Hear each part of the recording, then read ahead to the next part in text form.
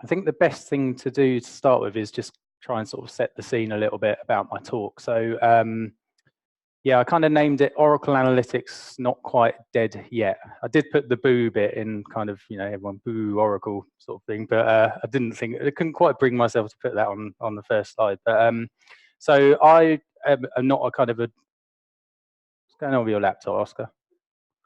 I'm not a evangelist for Oracle. I don't sort of sell Oracle's products necessarily myself, but it's the space that I've worked in quite a lot in the last sort of 4 or 5 years, and I think the talk is going to be quite an interesting time for Oracle at the moment. Actually, they've been on sort of quite an interesting journey in the last couple of years, particularly in the analytics space. And sort of in keeping with the sort of the theme of tonight and sort of Mark's talk later on, it will be quite interesting to kind of see what you guys think. Has anyone ever sort of worked with any of the Oracle Analytics products, OBIE or anything like that, apart from these lot down here? No, okay, good. So a bit about myself. So my name is Sam Jeremiah. I'm the head of sales at Rittman Mead, and I've worked in the data industry for 10 years, but never in a technical capacity. So I worked for 5 years for a French consultancy called Sopra in the operations team, and more recently for Rittman Mead for the last 4 years, a mixture of operations, and the last 3 years I've been kind of in sales basically. So my role is to kind of work with our customers on our suite of services and our products, delivering solutions for people around Oracle, but also kind of other technologies and projects. We are probably most famous for data engineering projects, data warehousing, and data visualization and predictive analytics. We're a consulting company that obviously UK based. We're based in Hove, but we deliver projects and work for customers throughout the globe, basically. A couple of our consultants are here tonight. Borka's very well travelled as a consultant for Rittman Mead, been to places like Sudan for training courses and everything like that. So yeah, that's kind of what we do. Local company, and yeah, we've been going for about 10 years. So in terms of Oracle and the analytics side of things, just sort of a bit of a background, and I'm only going to go far back as far back around 2015. So Oracle have they're obviously a very large data management company. Everyone kind of knows that. That's probably where their strengths lie. There's a majority of companies kind of in the world will have some kind of Oracle, maybe data management tool within them. In terms of their analytics side of things, their most known tool, their most known enterprise tool is OBIE, Oracle Business Intelligence Enterprise Edition, basically. And this tool is probably more in the operational reporting and KPI space. So they released their version OBIE 11G in 2011, I think it was. And it's kind of, it's not much to look at, but it's, it's an IT kind of governed business intelligence tool, basically. But it sold quite well, and a lot of places adopted it, actually. It had sort of complexities and was difficult to kind of maintain, but that kind of created sort of a lot of work for consultancies like us, basically. So in 2015, Oracle released their latest version of this on-premise business intelligence tool, OBIE 12C. It had a new user interface, and it had some sort of kind of some new features, basically, that they were trying to kind of get up to speed sort of with the market, basically. So they released sort of a visualization tool alongside it called Visual Analyzer, where you could sort of mash up your data with external sort of sources like Excel spreadsheets, that kind of thing. So yeah, that came out in 2015. But around this time, the business intelligence industry, it kind of sort of, it moved on a little bit, and I think analytics was starting to be more prevalent within kind of departments rather than being sort of an IT managed thing.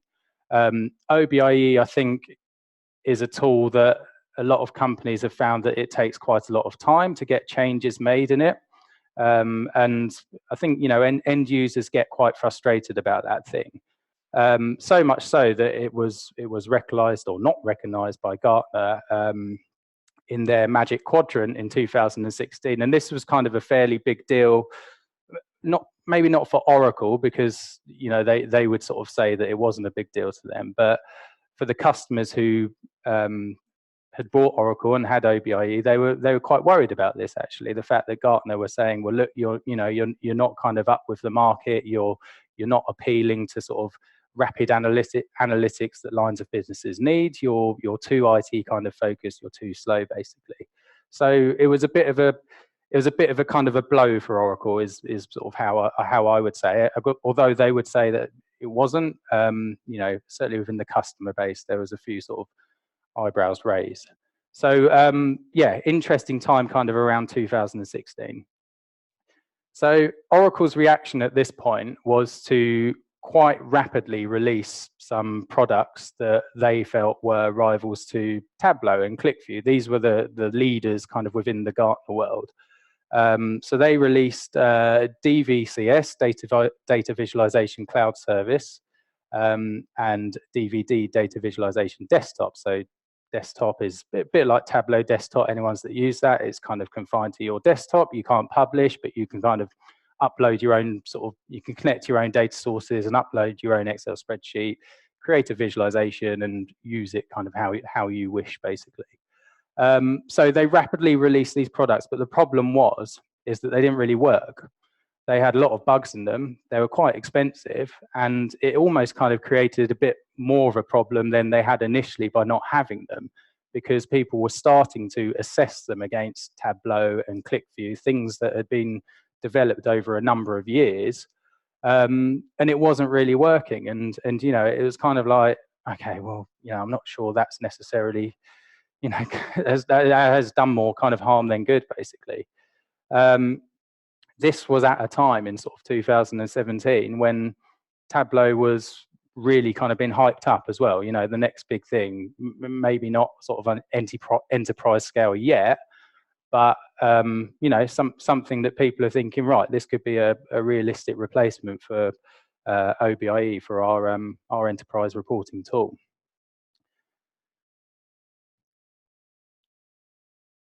So meanwhile, what Oracle were doing was, as an organization in terms of their products and also their sales team, they were completely ignoring all of their on-premise customers. So their on-premise customers that were using OBIE, they were kind of saying, irrelevant of what people's requirements were or what they sort of wanted or anything like that, they're saying, you need to go to cloud. You need to go to cloud. We're releasing our kind of cloud infrastructure. We're better than Amazon. We're better than Microsoft.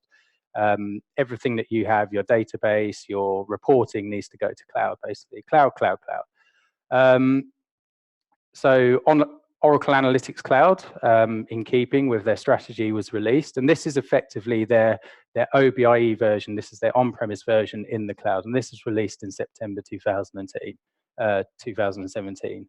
And yeah, as you can see, hosted on Oracle's classic infrastructure.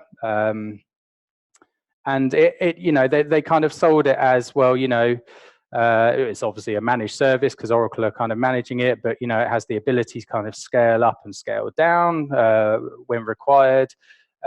This data flows component was kind of like a sort of a mini ETL that was focused at business users, and can connect to kind of loads of different data sources and everything like that. But same as DVCS and DVD at the time, it is rapidly released and it didn't really work.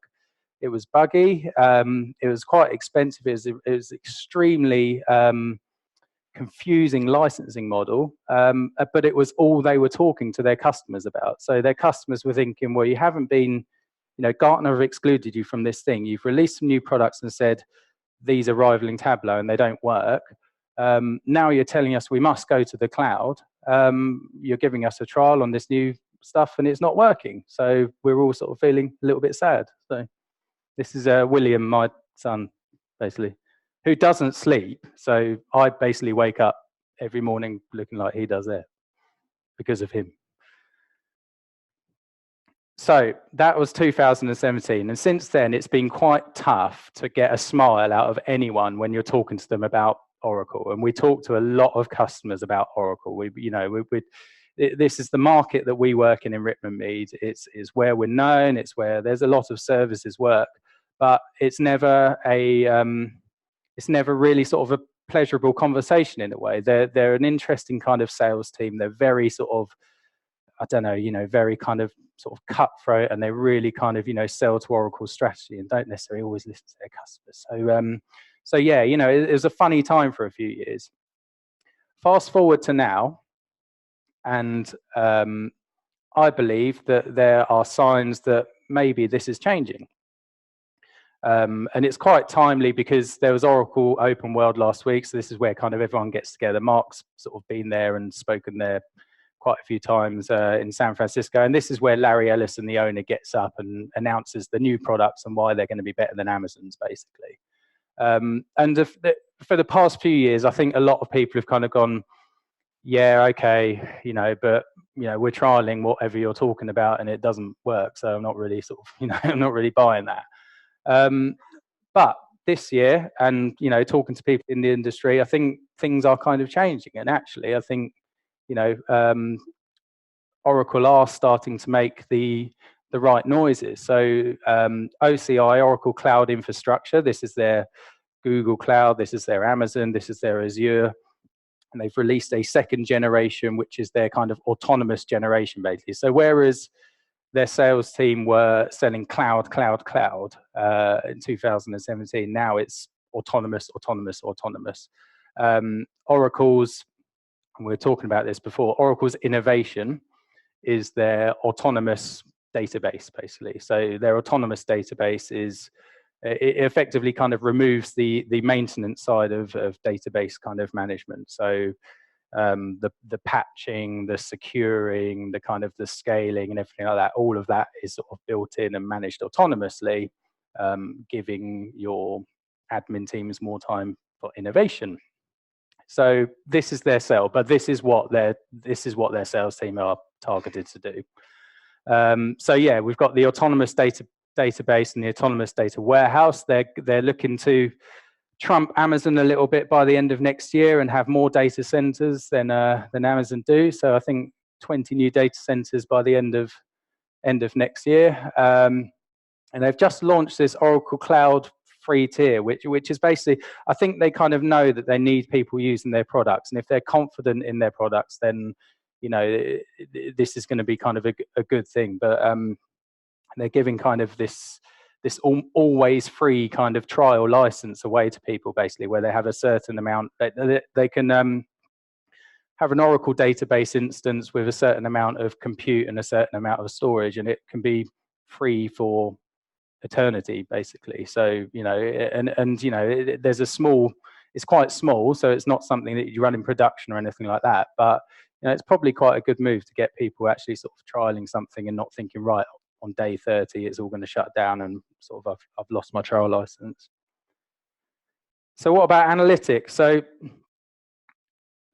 this guy, so they've brought in a few people from Microsoft, and this guy Bruno, I think he's been on Mark's podcast actually, but he's coming from Microsoft. There's a few product people who've come in from Microsoft, and they've actually made quite a big impact, just in terms of kind of probably listening to Oracle's customers a little bit more. So so they've obviously come in, they've looked at sort of what Oracle have done sort of in the last few years and why it hasn't sold, basically.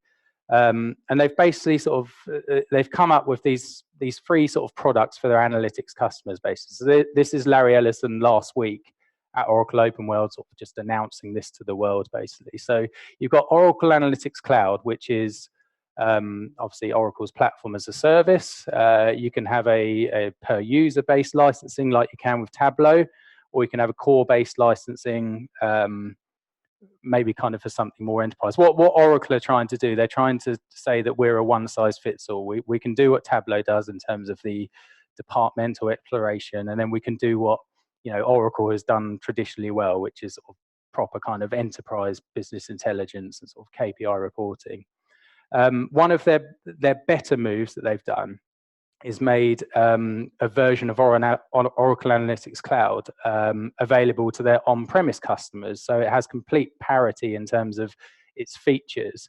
And this was something that they never did before. So you had these sort of customers, a lot of their customer base was still on-premise, but they were all they were doing was releasing their new features to their cloud product that no one was using.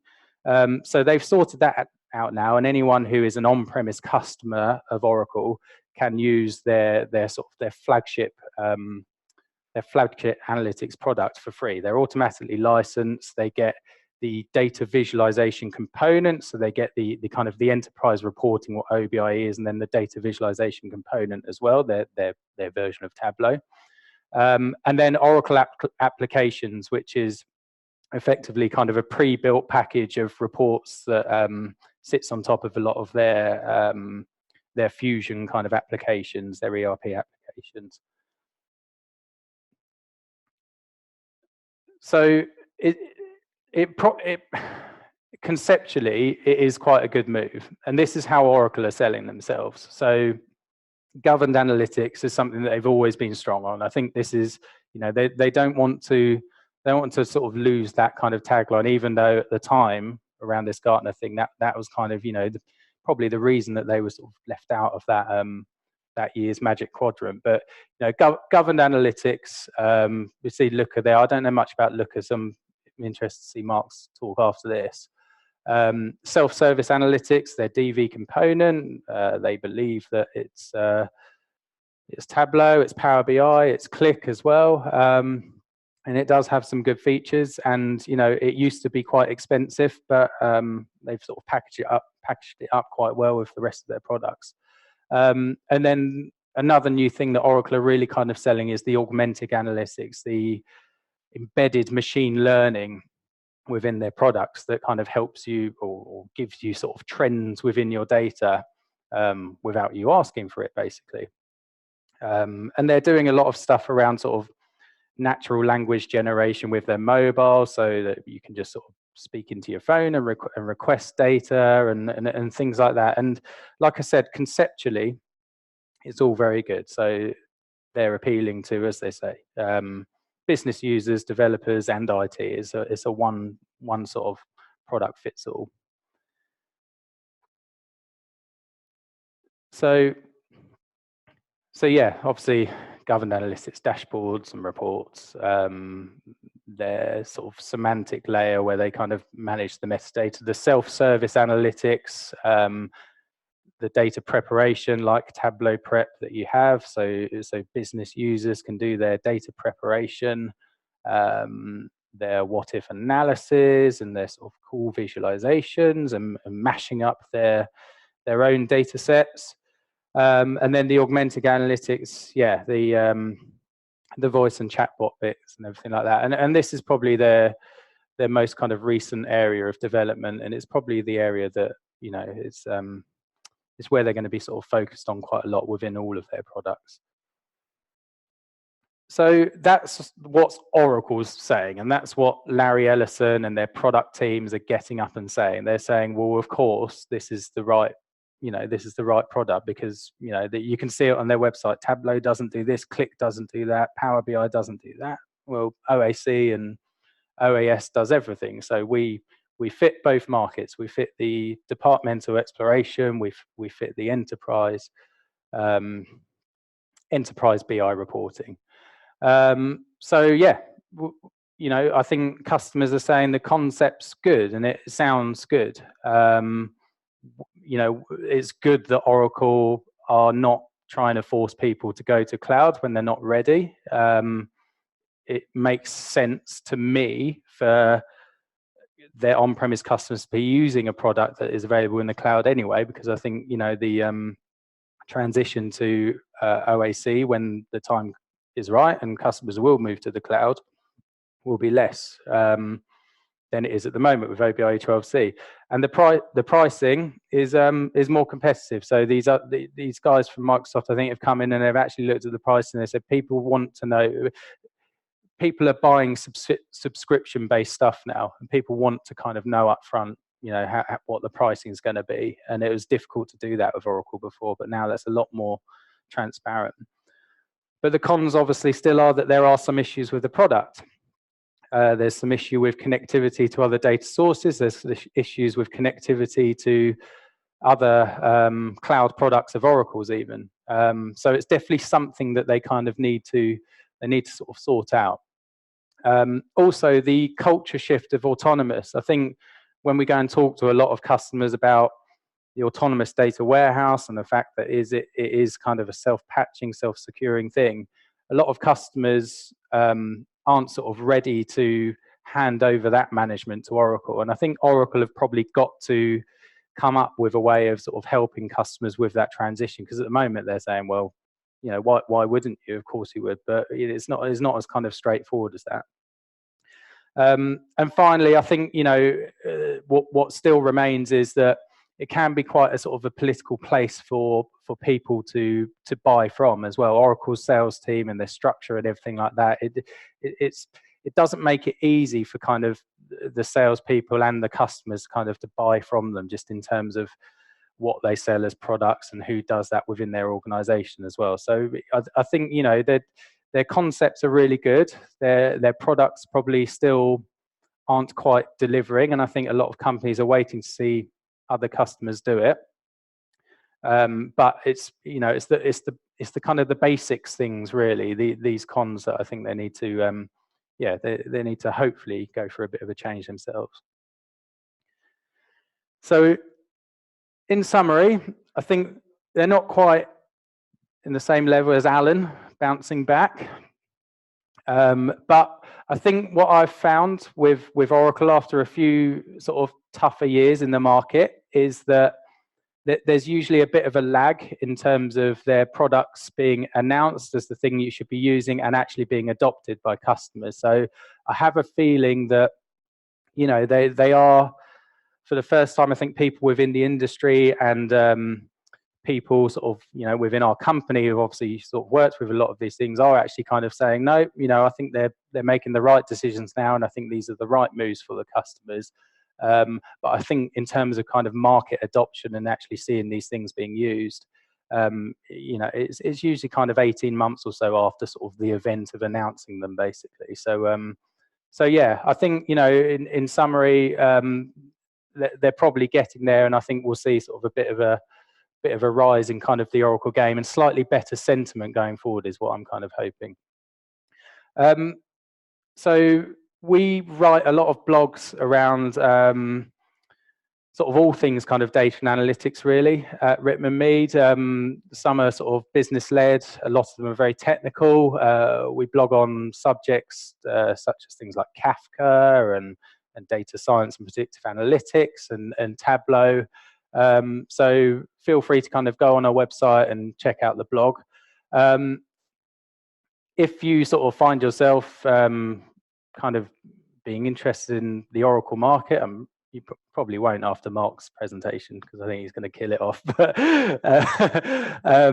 the Oracle User Group Conference is the biggest user group conference in the UK. Is actually in Brighton this year. It's usually held in Birmingham or Liverpool, but they're coming to Brighton in December. So there is a conference locally to us where there'll be a lot of good content. And, you know, it may be something, if you're in the area and you fancy having a look, that you wish to register for. Rittman Mead will be doing a lot of presentations there and holding a lot of events and everything like that. And any kind of questions, anything further you wanted to sort of ask or anything like that, then here's my email address, and obviously you can come and find me afterwards or anything like that. Would be happy to answer any questions now if anyone had any. Yes, thank you very much for that, Sam. And we can allow for a couple of questions. If you have any questions in the room? Yes, please. There you go, Phil. Thanks, Sam. Yeah, that's a very honest appraisal. I like that for Oracle. Very good. I was just wondering, did they actually get back into the Magic Quadrant, the Gartner Quadrant, after that 2016? Yeah, they did, but not as a leader. No, they wouldn't go straight. No, I can't remember. Got on it again. Yeah, they did. So at the time, I think they even went as far to say, "Oh, we chose not to participate this year" or something like that. But That's a bit sly, isn't it? yeah, it's funny, and you do kind of find this with them, and you know, fair play and everything like that. But no, they are back in it, and I think, you know, they've always been a leader in the data management side of things, and I think they're probably trying to sell to their strengths with this autonomous database and this autonomous offering.